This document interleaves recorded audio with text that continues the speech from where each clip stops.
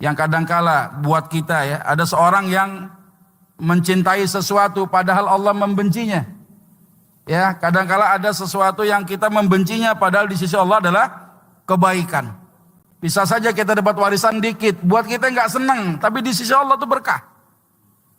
Ya, barangkali kita menginginkan sesuatu yang kita dapatkan, pengennya yang banyak, pengennya yang luas tanahnya, pengennya yang berlimpah itu pembagian harta warisannya. Tapi bisa saja sesuatu yang kita mencintainya di sisi Allah Subhanahu wa taala justru Allah membencinya. Maka kita harus yakin punya prasangka yang baik terhadap apa yang Allah tetapkan dan Rasulnya tetapkan kepada kita sekalian, dengan prasangka-prasangka yang terbaik yang kita sampaikan di hadapan Allah. Ketika manusia banyak memiliki prasangka-prasangka terbaik, maka disitulah ya dimana hukum-hukum syariat itu pasti mendatangkan kebaikan dan lebih memberikan manfaat dalam kehidupan mereka. Ya, buat mereka saja yang ngerasa bahwa Allah nggak adil, Allah itu tidak memberikan pengertian terhadap kita manusia, kok tiba-tiba wanita bagiannya lebih sedikit ketimbang laki-laki. Ya, padahal disitulah letak keadilan Allah Subhanahu wa taala. Jadi ketika Allah Subhanahu wa taala mewajibkan sesuatu, melarang sesuatu di mana yang wajib itu, yang Allah perintahkan, kita harus yakin ada kemaslahatan di dalamnya. Sesuatu yang Allah larang, ya di dalamnya pasti ada kemudaratan, yang maslahatnya dominan, yang mudaratnya juga dominan. Ini harus kita pahami tentang bagaimana maksud ya Allah Subhanahu wa taala tetapkan hukum tentang waris ini, ya. Nah, kalau ada seorang ahli waris yang menyatakan diri tidak akan mengambil hak warisnya, tidak akan mengambil bagiannya, ya, ada yang bagiannya nggak diambil kemudian diberikan kepada ahli waris yang lain, atau siapa saja yang ditunjuk oleh si ahli waris yang mengundurkan diri, melepaskan haknya itu, maka di dalam syariat hukumnya boleh. Ya, walaupun perkara ini ternyata perkara yang mendatangkan khilaf di tengah-tengah para ulama, karena di masa Rasulullah SAW, termasuk juga di tengah-tengah para sahabat, sekalipun ada beberapa asar ya yang dialami oleh kejadian oleh sebagian sahabat, ya ada ulama secara kaidah usul ya itu tidak sepakat terhadap hukum kebolehan untuk melepaskan hak waris seseorang ini. Kita kembali kepada nikmat tadi. Orang yang sudah mendapatkan nikmat dari Allah, kapan nikmat itu menjadi haknya? Manakala warisan itu telah dibagikan secara sempurna kepada para ahli warisnya. Bisa nggak orang-orang tiba-tiba melepaskan haknya, memberikan si fulan ya sebagian daripada harta warisan yang sebagian lagi dia tidak mau menerima? Nah, hari ini kita akan banyak belajar tentang bagaimana hukum ketika ada seorang yang memang secara kaidah ini masuk bab muamalah, di mana al aslu fil muamalah al ibahah. Hukum asalnya muamalah apa hukumnya? Mubah, hatta yadulad dalil ala tahrim, sampai ketemu dalil yang mengharamkan dia. Jadi kalau ada orang sudah mendapatkan harta, sudah hitung-hitungan berapa bagian sahamnya, ada sebagian harta warisan yang ia pengen dapetin itu warisan. Ya, saya pengen rumah aja dah, duitnya ogah.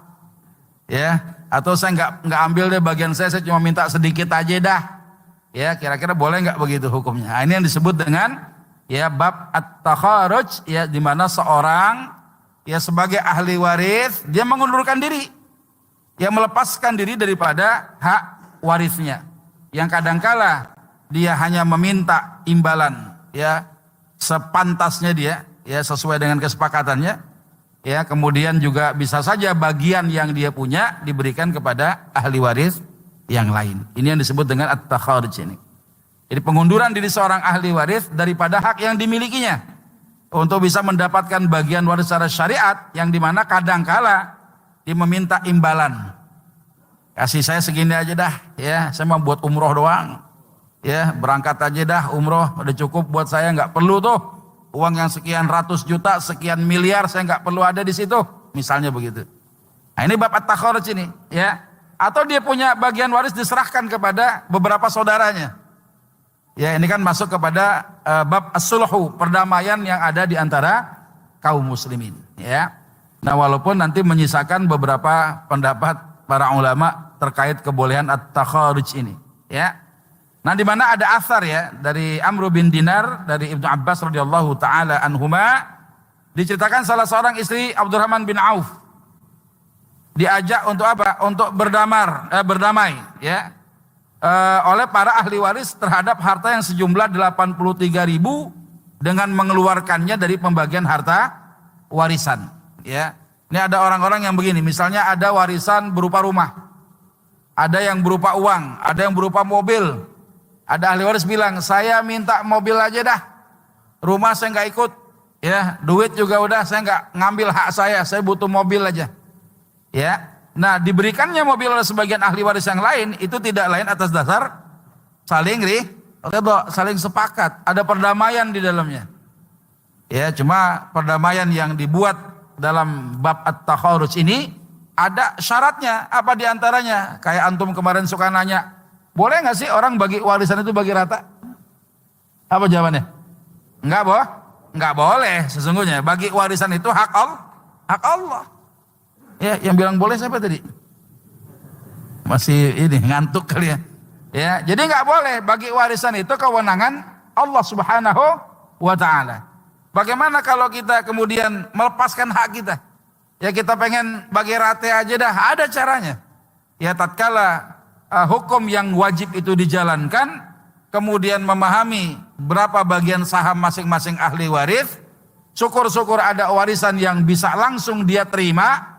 Dengan dia terima secara sempurna, dia mengetahui berapa bagian dia. Dari sinilah kemudian ya kerelaan, keikhlasan seseorang itu menjadi sempurna manakala harta itu dimiliki oleh orang yang berniat untuk menghadiahkan kepada saudaranya.